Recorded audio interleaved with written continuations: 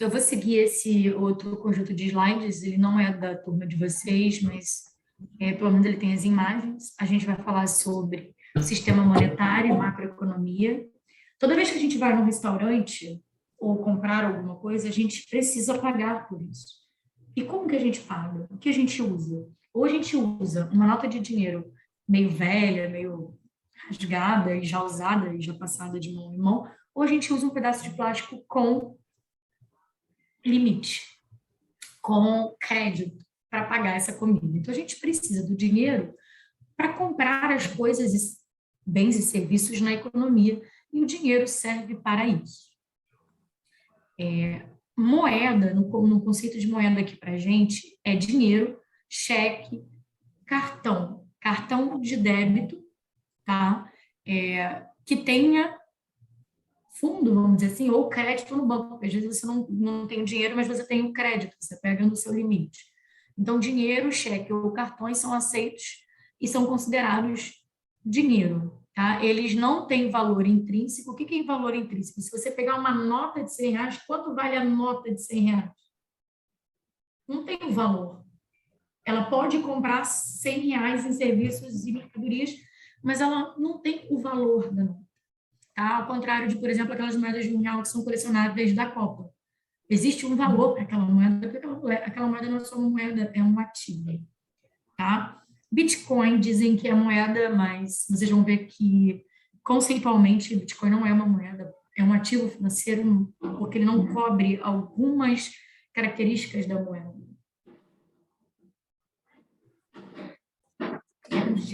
A Jefferson fez uma pergunta, eu vou responder daqui a pouco, tá? Então, a gente vai ver se realmente Bitcoin é uma moeda, falando aqui de todos esses ativos. Jefferson, não sei se é João ou alguma coisa que está me perguntando. Quando você deposita no banco, você vai gastar como esse dinheiro? Você vai gastar no débito, né? Então, ele vai entrar também como dinheiro, ele é dinheiro. É considerado dinheiro, tá bom? Aqui a definição, as moedas são os ativos da economia que as pessoas usam para comprar bens e serviços. Riqueza é diferente de moeda. Porque, por exemplo, se você tem um carro, vou dizer que hoje em dia até uma bicicleta, porque a bicicleta hoje está muito cara, se você uma bicicleta R$ 2.000, meu Deus do céu, uma bicicleta era uma parada que você dava para a criança brincar, hoje em dia R$ 2.000, né, uma bicicleta. Então, você tem um ativo, ele é uma riqueza, mas ele é diferente de moeda. Por que ele é diferente de moeda? Porque você não pode transformar ele em outra coisa muito rápido. Você precisa vender, pegar o dinheiro para comprar outra coisa. Ele é um patrimônio, é seu, o carro, a casa, mas ele não é uma moeda, não é considerado uma moeda porque ele não tem essa liquidez imediata. Tá? A origem da moeda. No início, a gente tinha o escambo, a gente trocava os objetos, depois a gente passou para a moeda mercadoria, por exemplo, feijão, açúcar, tecido, e aí tinha um problema de estocagem. Depois a gente passou para a moeda metálica, e a moeda metálica aqui, ouro, prata e cobre. A questão é que a gente não tem quantidade suficiente. E outra coisa, como eles são raros, você tem a questão de roubo. Quem vai guardar isso para você? Como é que você vai guardar isso? Então, tem a questão do risco e de saques, a gente vê filmes por aí que mostram piratas saqueando as cargas de moedas. E depois, então, por conta desses problemas todos que vocês viram aqui, a gente tem o papel moeda, que é o papel moeda que está na mão da gente até hoje, que é o dólar, o real, o euro. E aí, esse moedo é até agora utilizado, em partes, porque agora tem também um criptoativo que pode ser usado, mas ele não é moeda. A gente vai discutir isso a seguir. Antes, esse dinheiro, essa moeda era lastreada no Banco Central. O Banco Central tinha uma reserva em metais preciosos, depois isso parou de acontecer por causa do limite, e hoje em dia ele só é o papel moeda. O papel moeda tem algumas características, ele é indestrutível, aí não é questão da nota, que eu não posso rasgar. É que assim, eu não posso corroer o valor dele tão rápido. Ele tem valor. R$ 100 é R$ 100. Claro, a inflação corrói, mas é bem um pouquinho mesmo, e pode depois voltar a apreciar, depreciar. Homogeneidade, ou seja, uma nota de R$ 100 ela é igual a outra nota de R$ 100. Divisibilidade, aí eu vou te perguntar quanto custa um quilo de arroz, um quilo de açúcar. O açúcar custa 4,59 centavos. Então, eu consigo dividir, multiplicar o valor. A transferibilidade, se, por exemplo, a Fernanda, ela vende brigadeiro artesanal, eu vou lá, compro o brigadeiro para ela, rapidamente eu transfiro esse dinheiro. Hoje em dia, não só pelo débito, mas também pelo Pix, que está na minha conta, para a conta da Fernanda, isso é transferibilidade. E depois, a facilidade de manuseio e transporte. Você pensa quanto que tem de limite naquele cartão do Elon Musk. Imagina se ele tivesse que andar com aquela porra daquele cartão dele de débito na mão, em dinheiro. Quanto que ele não ia carregar de dinheiro?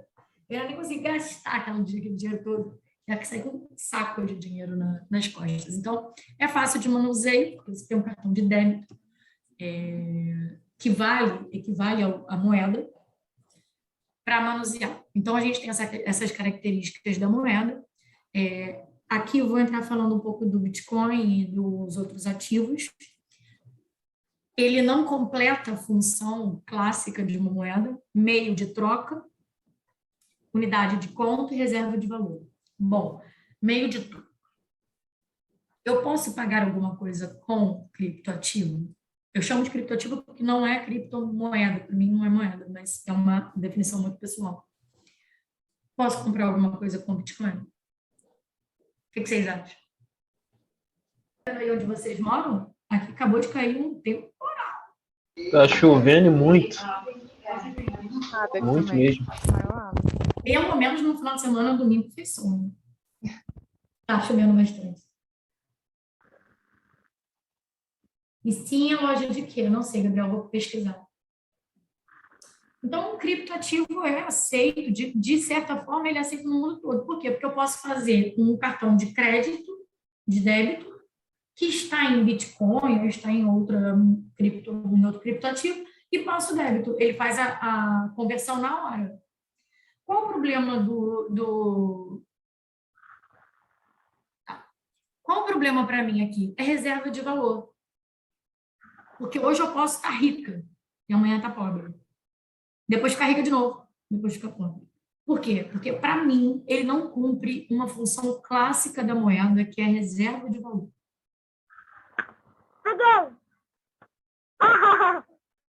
Estou mutando aqui, isso faz parte da vida, tá, gente? Então, o meio de troca, ele pode ser um meio de troca, pode ser uma unidade de conta, sim. Quanto custa uma pizza? 0,0005 bitcoins. É uma unidade de conta. Agora, o problema para mim está na reserva de valor. Ele ainda é um ativo muito volátil para ser considerado uma moeda. Mas tem gente que considera, não com as funções clássicas, mas considera. Então, a gente está fazendo uma transição da economia. A gente teve moeda mercadoria, moeda fiduciária, depois papel moeda. E agora a gente tem essa questão da criptomoeda. As criptomoedas são diferentes, e eu não queria entrar muito nesse assunto porque não tem o vídeo, não tem essa parte lá na aula, mas eu tenho a diferença entre Bitcoin e outros criptoativos. O Bitcoin é só Bitcoin, não tem nenhum projeto por trás, foi criado por uma pessoa que a gente não conhece, que se apelidou de Todd Yamamoto, se não me engano, acho que é isso. Mas ninguém sabe quem é o criador, mas a ideia dele é fenomenal, porque é um ativo limitado, e tudo que tem limite, tudo que você tem escassez, você consegue fazer toda essa estrutura. Imagina se a gente pudesse criar bitcoins infinito. Ele não ia valer hoje o que ele vale, porque ele está próximo da quantidade que ele estipulou no código. Mas aí você tem outro criptoativo, depois eu entro nessa história, porque não está na aula. Tá bom? Isso, assim, é uma revolução que a gente está vivendo. Quem sabe daqui a uns 10 anos eu não mude essa visão de moeda. Eu acredito no processo, acredito na moeda, acredito no sistema muito. Só não vejo como moeda, eu vejo como ativo para fazer investimento. Você tem agora... Uma coisa é moeda e agora eu tenho a base monetária. A base monetária, e aí eu vou lá na questão da Juliana, que eu não sabia se era Jefferson, mas era Juliana. A base monetária é toda moeda em circulação, e aí no caixa das empresas, nos bancos e com as pessoas. Então, se você tem 5 mil, 10 mil na conta, isso é base monetária, não está no papel, mas está no caixa, e reserva das empresas. Tudo isso aqui é considerado base monetária. Então, base monetária é a moeda em circulação. Vou passar um vídeo interessante que fala um pouco sobre as coisas que eu acabei de conversar com vocês. Eu quero saber se vocês estão ouvindo, porque eu não sei se está com áudio para vocês. Milênios de desenvolvimento caminham com você quando você carrega uma moeda no seu bolso. Milênios de desenvolvimento caminham com você quando você carrega uma moeda no seu bolso. Lá atrás, no início, eram as próprias mercadorias que serviam de parâmetro de troca. Ou seja, você produzia algodão, eu produzia trigo. Nós trocávamos mercadorias. Houve um tempo em que as trocas de mercadorias eram feitas diretamente, sem nenhuma referência externa de valor. Ou seja, se uma pessoa produzia algodão e outra trigo, elas trocavam as suas mercadorias e a equivalência entre elas era negociada a cada transação. À medida que as transações comerciais foram se intensificando, este modelo se tornou inviável. Então, algumas mercadorias passaram a fazer o papel de moeda, como o sal e o gado. Aqui no Brasil, o pau-brasil já foi essa mercadoria de troca, assim como o açúcar, o fumo e até o pano de algodão. Com a implantação dos primeiros núcleos de colonização, começaram a circular as primeiras moedas de metal no Brasil. Em 1580, o país recebeu muitas moedas espanholas devido à unificação entre Portugal e Espanha. A moeda passou a ser usada no pagamento de bens, serviços e dívidas. Mas foi só durante o domínio holandês no Nordeste, no século XVII, que foram cunhadas as primeiras moedas no Brasil. Os florins e soldos tinham a marca da Companhia de Comércio das Índias Ocidentais de um lado e do outro a palavra Brasil. Portugal só criaria a primeira Casa da Moeda brasileira em 1694, na Bahia. Esta Casa da Moeda foi transferida 3 vezes, primeiro para o Rio de Janeiro, depois para Pernambuco e voltou para o Rio em 1703. Curiosidade, sabe de onde vem a expressão cara ou coroa? Da moeda brasileira colonial, que tinha a imagem do rei, cara, e a imagem da coroa portuguesa do outro lado. Com a chegada da família real ao Brasil, é criado o Banco do Brasil, o primeiro banco da América do Sul. E lá foram emitidos os primeiros bilhetes, que depois se tornaram as cédulas atuais. Em 1835, Brasil independente, o Tesouro Nacional passou a emitir o papel moeda e manda fabricar as cédulas na Inglaterra. Posteriormente, por conta da extensão do Brasil, bancos particulares também foram autorizados a emitirem papel moeda, o que iria gerar uma grave crise financeira por conta da grande quantidade de bancos emissores em 1896. Novamente, o Tesouro Nacional passou a ser o único responsável pela emissão de cédulas. Mais tarde, em 1964, o Banco Central substituiu o Tesouro Nacional como emissor de dinheiro brasileiro. E no século XX, a produção das moedas se destinou primordialmente ao uso como troco, com novas ligas de metal para aumentar a durabilidade e reduzir os custos de fabricação. De 1942 até hoje, tivemos 7 padrões monetários diferentes. Começamos com o Cruzeiro, que tinha 56 tipos diferentes de cédulas. Cruzeiro Novo, que aproveitou as cédulas dos cruzeiros com carimbos. Novamente o Cruzeiro, depois o Cruzado Novo. 56 notas. Imagina, se não dá para se perder. Ah, meu Deus. Novamente o Cruzeiro Real. E por fim, em 1994, foi lançado o padrão real que conhecemos hoje. Ou seja, essa moeda que está no seu bolso pode ter até 15 anos e muita história para contar. Está aí, só esperando você usá-la. Então, daqui a alguns anos, quem sabe a gente não aumenta essa história por uma moeda virtual. O Banco Central brasileiro já estuda a criação de uma moeda virtual para aqui, para o nosso país. Então, não acho impossível. Alguém quer fazer algum comentário? Não sei se tem alguém com uma problema. Não? Beleza. Em alguns lugares, foram criadas moedas para movimentar a economia local. Maricá é uma delas. Tem uma moeda chamada Mucuca, e funciona dessa maneira. Dentro de uma determinada região, você pode comprar produtos com essa moeda. Então, isso é uma forma de controlar a inflação e de fortalecer o comércio local. Bom, a gente viu o que é moeda, quais são as características, e eu pergunto para vocês, qual a importância desse papel nesse nosso sistema? Qual a importância? Principalmente a não necessidade de dupla coincidência de interesses. Eu tenho real. Eu posso comprar qualquer coisa aqui dentro com real. Eu não preciso achar alguém, por exemplo, que queira trocar alguma coisa comigo, porque seria muito difícil. Então, essa é a principal importância do sistema. Aqui é aquela questão da moeda versus ativos, o que eu acho que é o ativo e não a moeda. Criptomoeda é um tipo de moeda virtual que utiliza a criptografia.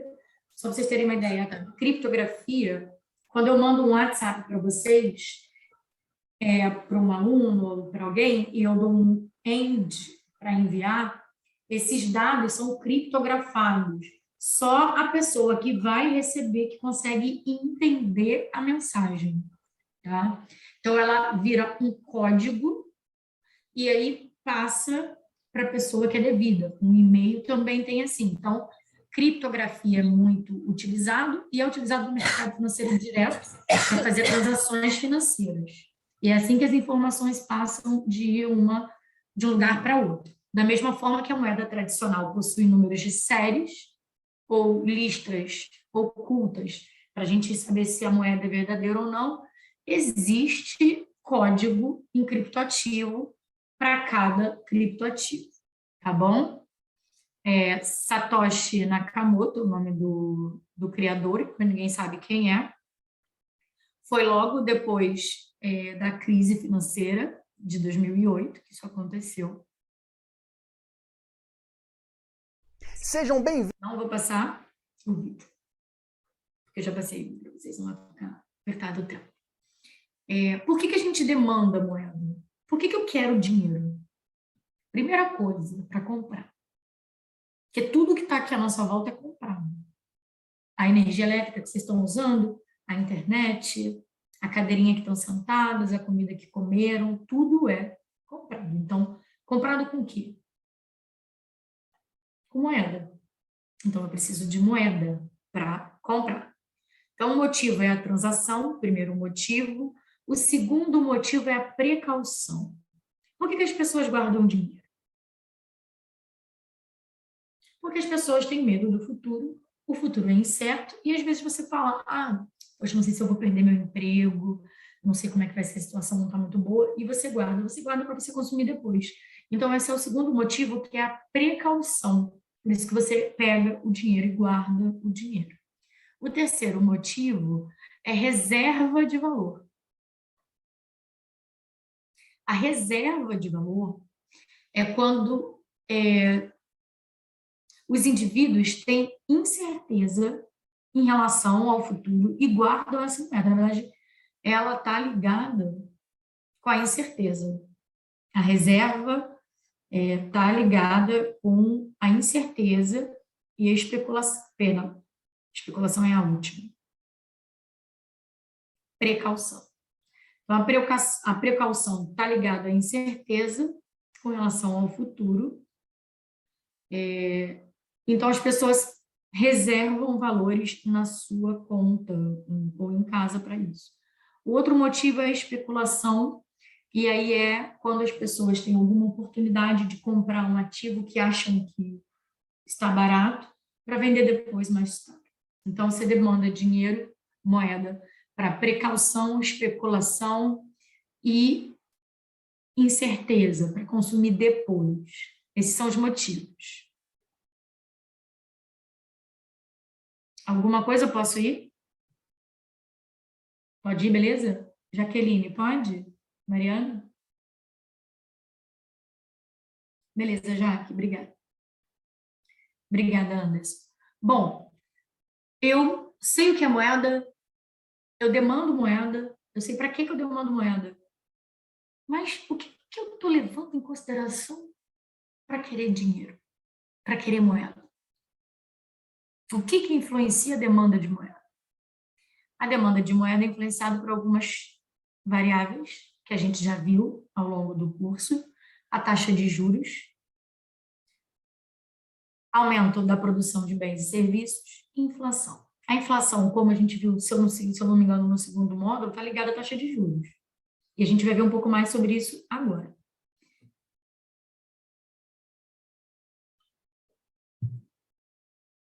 Vocês acham que viram em micro ou vão ver que existe um fluxo de dinheiro e mercadoria na economia.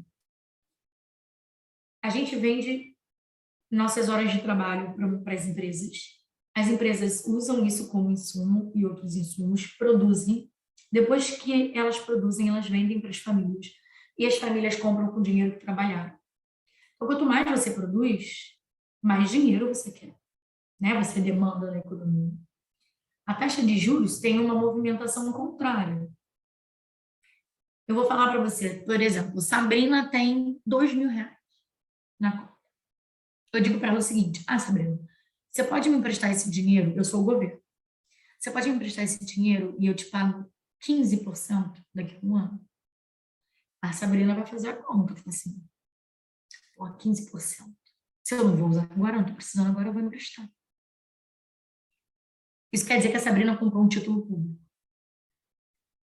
Agora, se o governo fala assim para ela: mas se você me emprestar esse dinheiro por um ano, eu vou te pagar 3%. Aí a Sabrina fala assim: 3%? A inflação vai ser 7%. Por que eu vou emprestar e deixar de consumir esse dinheiro? Porque daqui a um ano eu vou comprar menos do que eu compraria hoje. Então, não. Então, a taxa de juros e a demanda de moeda tem um sinal contrário.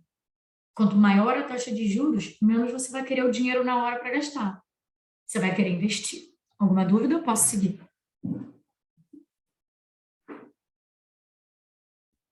Pode? Obrigada. Júlia, pode?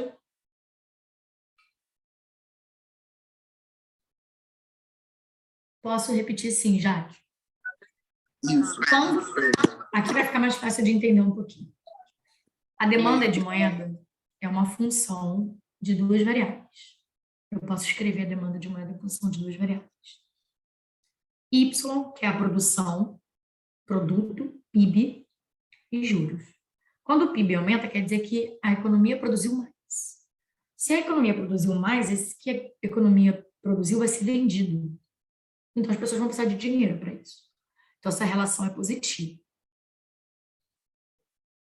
Quando você tem um juros maior, você tem uma demanda de moeda menor. Vamos lá de novo ao exemplo. Imagina, Jaque, que você tem R$1.000 na conta. Você não precisa gastar esses R$1.000 agora, você não sabe o que você vai fazer. Alguém, ou o governo, te oferece um investimento. Você vai pegar esse R$1.000 e vai transferir para a pessoa que te ofereceu ou para o governo. E ela vai, daqui a um ano, ela te devolve com os juros, mais os juros. R$1.000 mais os juros. O bom é escrever no quadro. Ou saudade do quadro.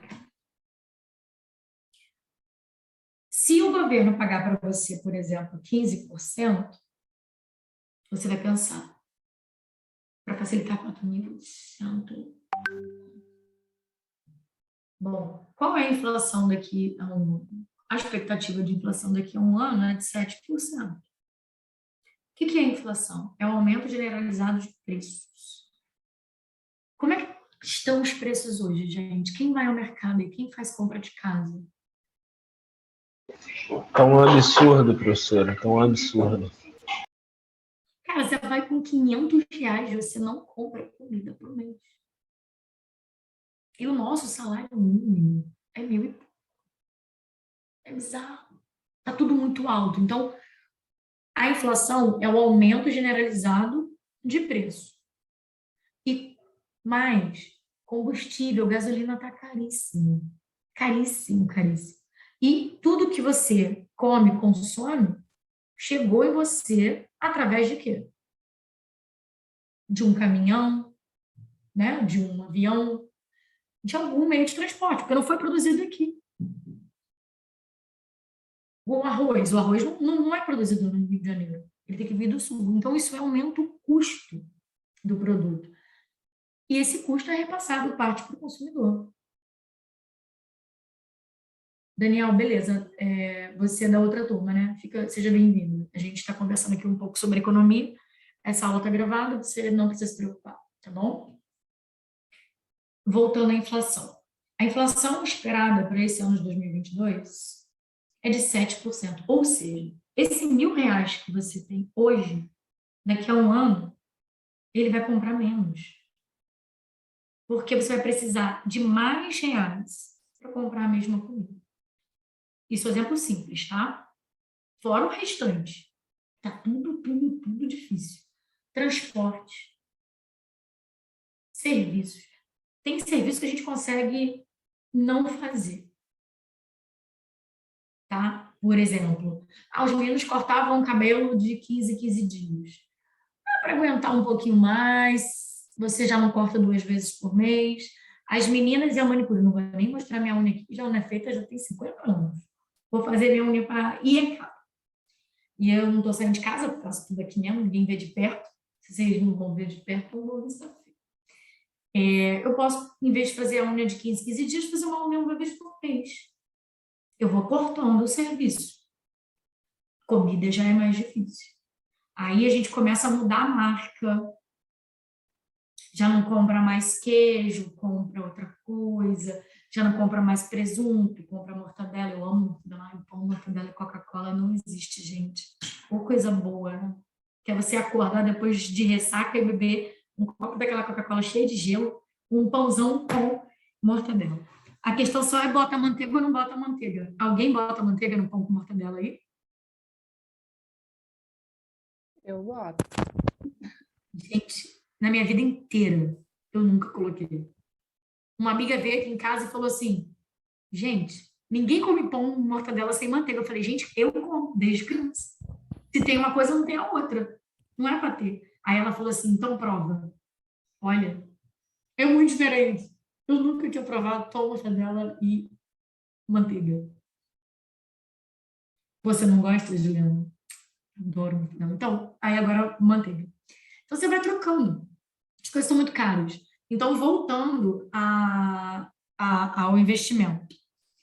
Se você vai deixar de consumir, você quer pelo menos o quê? Mais que 7%. Senão não vale a pena.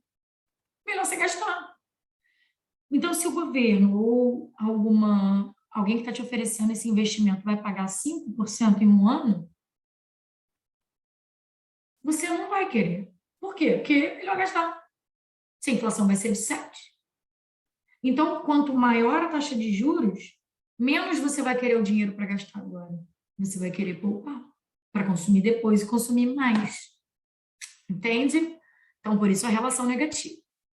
Bom, taxa de juros na economia, a gente tem uma taxa básica e as outras são de acordo com essa taxa básica. Eu tenho juros como bom para quem está fazendo um investimento, por exemplo, o caso que eu dei aqui, eu tenho 2.000, tenho 1.000, eu vou receber por isso. Então, taxa alta é bom para essas pessoas que estão poupando, mas é péssimo para quem está devendo. Quem está devendo, quanto maior a taxa, maior é a dívida, né? Então, depende de qual ponta você está. Se está na ponta do quem está emprestando ou se está na conta de quem pegou o empréstimo. Beleza? Juros, então, eu posso dizer que é a remuneração pela aplicação de recursos durante determinado período de tempo. Isso aqui a gente já viu lá no módulo 2. A taxa de juros nominal não leva em consideração a taxa de juros e a taxa de juros real leva em consideração a taxa de inflação, que é muito importante vocês saberem. Experiências. Na época que eu ainda... Olha que louco, né? 2 anos. Na época que eu ainda dava aula presencial, comprando pipoca, e eu falo com Deus, o mundo e todo mundo que pode, eu fui sozinha assistir um desfile de carnaval. Ninguém acreditou que eu ia, porque eu queria ir, mas ninguém queria ir comigo. Aí eu falei, eu vou sozinha. Peguei, comprei, fui lá. Olha, gente, eu falei com todo mundo se pode imaginar. O cara que estava atendendo, as pessoas estavam no camarote, ele falou assim, você veio sozinha? Eu falei, vim. As pessoas, você veio sozinha? Eu falei, vim. Mas para mim não tem problema não, porque eu falo com todo mundo, meu. Conversando, falo com todo mundo.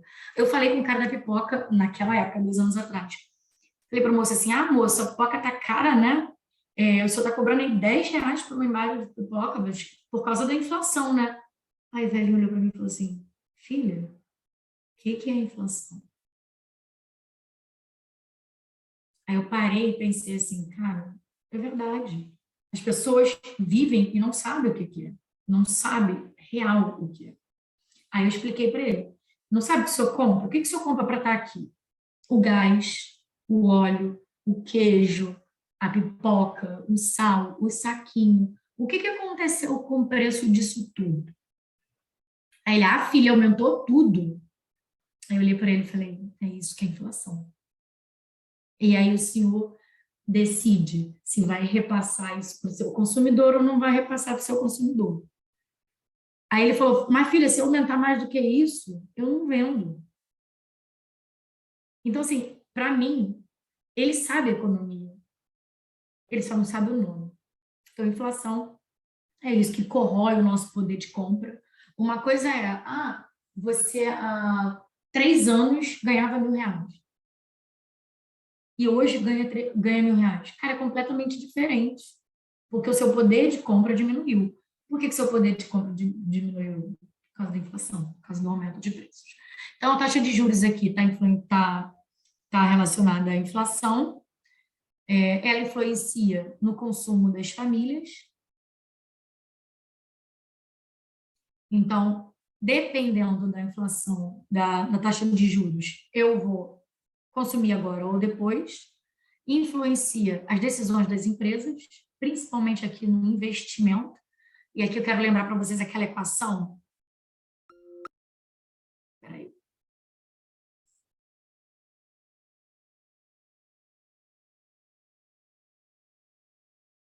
Um momentinho.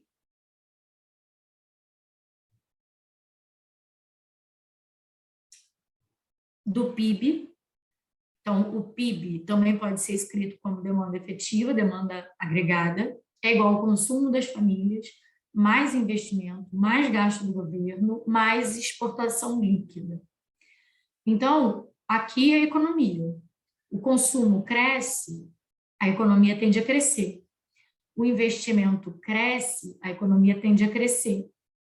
Esse investimento tem a ver com a taxa de juros. Investimento aqui em maquinário, em chão de fábrica.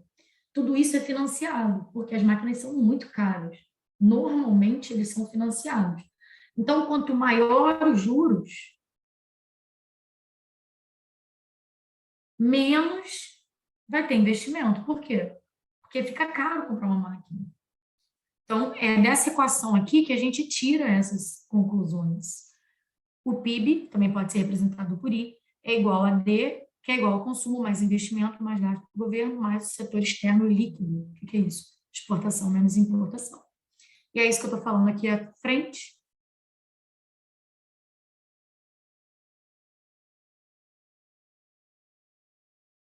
Essa taxa de juros influencia o consumo das famílias, as empresas, o governo e a conta externa. Se o juro está grande, fica muito difícil financiar uma máquina para expandir a fábrica. Por exemplo, nesse momento, a taxa de juros está alta, está em torno de 11%. no início da pandemia, ela estava em torno de 3%. Se aumentou. Por que aumentou? É exatamente o tema dessa aula. Porque a gente está com uma inflação alta e o jeito de controlar essa inflação alta é aumentando a taxa de juros. Que o governo está fazendo exatamente isso agora, para conter um pouco esse avanço de preço, porque a gente tem o aumento da energia elétrica, que a gente, em vez de estar na bandeira verde, está na bandeira amarela. Você tem o aumento do combustível, que aumenta o preço de todas as outras coisas praticamente. Então, a gente vai sofrer inflação e o governo está tentando amenizar isso, porque a inflação é ruim para o bem-estar da economia, das pessoas. Entende? Então, ele usa a taxa de juros para isso. A taxa de juros da economia, no nosso caso, é dada pelo Copom, que é Comitê de Política Monetária, e é chamada de taxa Selic. Você já deve ter ouvido que a Selic é a taxa básica de juros da economia, que ela é definida pelo Banco Central e que ela é usada para controlar a inflação. Nesse vídeo, a gente vai te explicar como realmente funciona isso tudo em 4 pontos. Primeiro, o que é a Selic? Todos os dias, pessoas depositam e sacam dinheiro nos bancos. Dependendo do que for maior no dia, o volume de depósitos ou de saques, no fim do expediente um banco fica com dinheiro sobrando ou faltando em caixa. Não é que ele fique no negativo, há um mínimo obrigatório que deve ficar parado no caixa. Mas quando falta dinheiro, os bancos costumam pegar um empréstimo de um dia com os outros bancos, e na hora de devolver, pagam uma diferença, os juros. Olha, parando o vídeo aqui só para fazer um comentário nada a ver com o que está aparecendo, mas meu sonho é fazer um vídeo desse. Eu faço todas as edições dos meus vídeos. Mas, cara, é muito difícil. Muito. Alguém já tentou fazer uma edição de vídeo? Gente, cada coisa que se mexe. O Gabriel falou que sim, né, Gabriel? Cada coisa que se mexe, cada coisa que abre, é um comando diferente. Então, é muito mais fácil demorar horas, Juliana, horas. Eu fiz um vídeo ontem sobre logística e blockchain. Blockchain é a tecnologia que está dentro do criptoativo. O criptoativo, na verdade, roda dentro da tecnologia blockchain. E a blockchain pode ser usada na logística para melhorar a logística, diminuir custo. E eu fiz um vídeo ontem, o vídeo tem 4 minutos. Eu demorei o dia inteiro para fazer o vídeo. Aí você vai olhar o vídeo e você acha que está bonito assim? Não. Tá uma belezura. Vou passar para vocês o link. É uma belezura, para dizer o contrário. Mas, assim, o meu sonho é fazer um vídeo desse. Só que para fazer um vídeo desse, tem uma equipe enorme. Eu acho, né, que pelo que eu vejo, a maioria dos professores pega o programa, coloca na cara dele e vai falando e vai mostrando a escrita. Porque essa é a maneira mais fácil. Mas aí demora mais. E aí, quando erra, o que faz? Tem que cortar o vídeo, aí tem que cortar e editar. É muito difícil. Meu sonho é fazer um vídeo bom desse aqui. A taxa usada para calcular os juros dessas operações é a chamada taxa Selic. Isso porque os bancos oferecem como garantia títulos do governo, que pagam essa mesma taxa Selic. O nome vem do Sistema Especial de Liquidação e Custódia, que é o lugar onde ficam registrados esses papéis. Como a Selic é definida? É comum dizer que o Copom, o Comitê de Política Monetária do Banco Central, define a Selic. Mas o que ele define, na verdade, é uma meta para a Selic.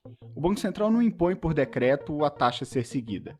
O que ele faz, na verdade, é comprar ou vender títulos para influenciar o mercado. Por exemplo, digamos que um título público custa hoje no mercado R$ 800 e promete pagar 1.000 daqui a um ano.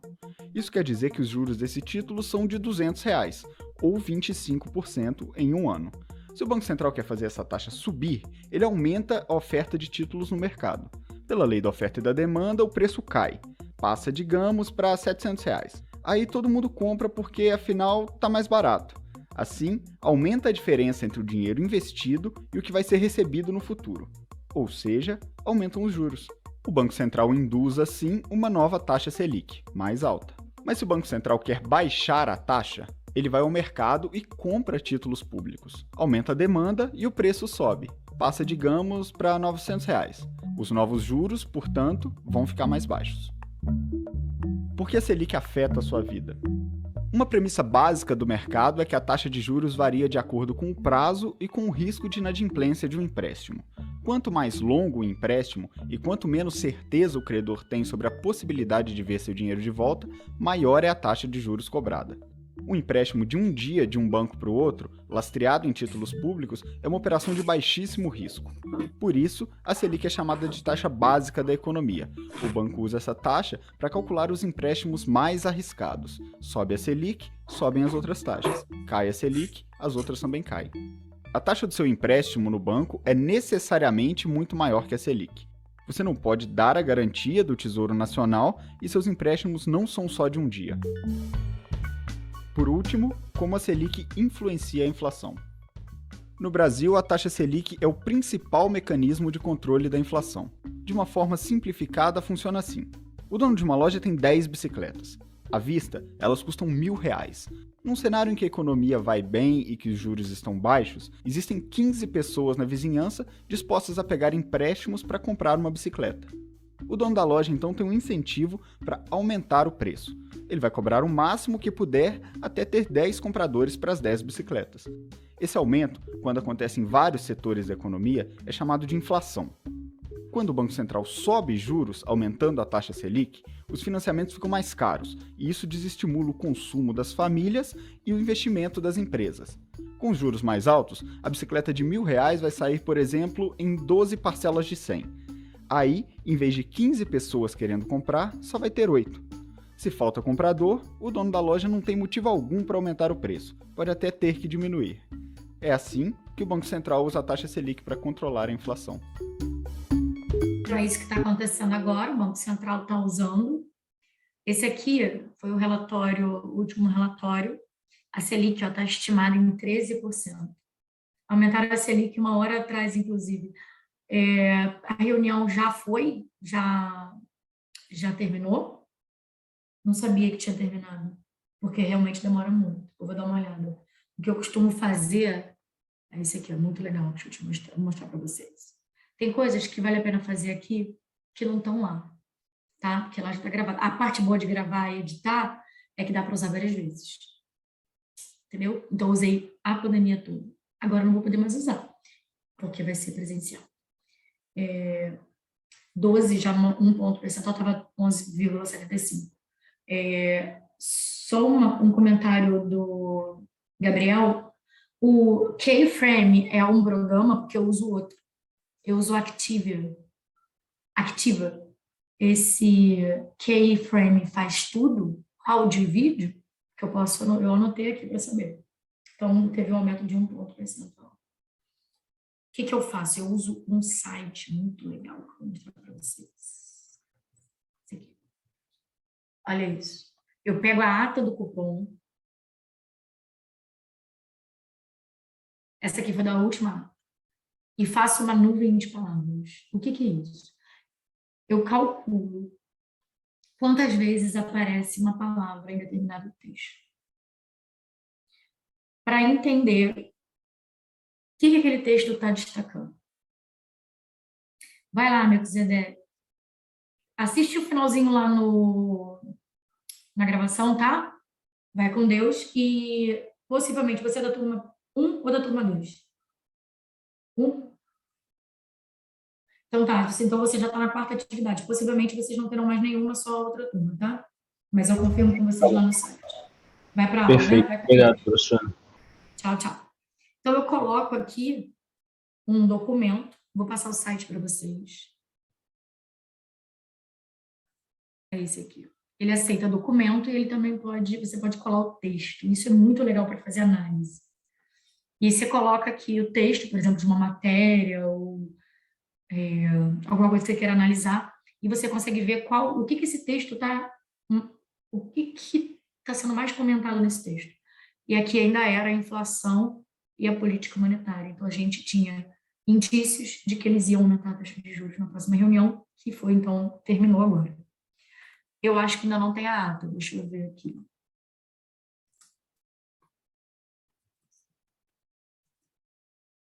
R$246, né? Não. Deixa eu ver. Essa aqui era 245. Ainda não tem. Uma hora atrás, mas não tem... não tem a ata ainda. Aí você pode usar esse site que eu acabei de mostrar para vocês para ver o que um documento está falando de forma rápida. Funciona, é muito legal.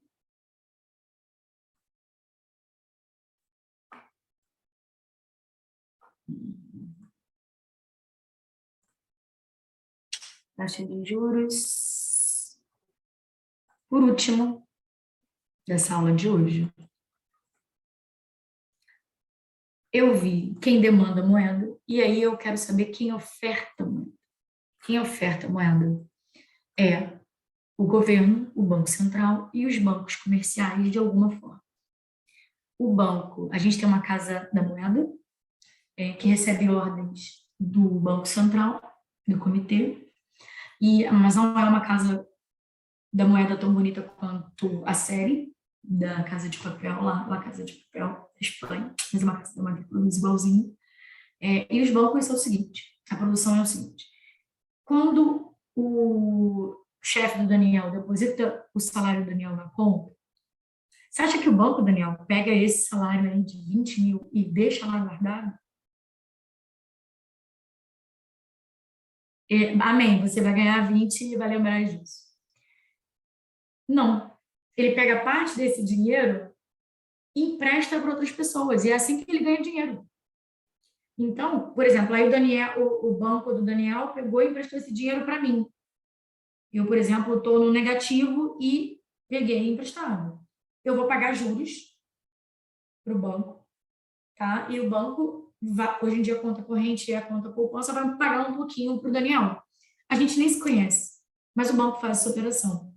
E no momento que ele está fazendo essa operação, a gente acabou de criar dinheiro na economia. Porque não tem um papel moeda na minha conta. Foi depositado na sua, mas aí o banco passou o crédito do empréstimo para mim. E é assim que o banco cria moeda. A gente tem como achar tudo isso no site do governo, existe esse número. Aqui é o meio de pagamento, que está no outro vídeo, então vou parar por aqui para não ficar longo, minha garganta já está doendo. Esse aqui é um dado do Banco Central sobre a base monetária e essas moedas que estão no outro vídeo, que é M1, M2, M3 e assim por diante. Então é isso, meninos. Deixa eu terminar só de falar com vocês. Obrigada pela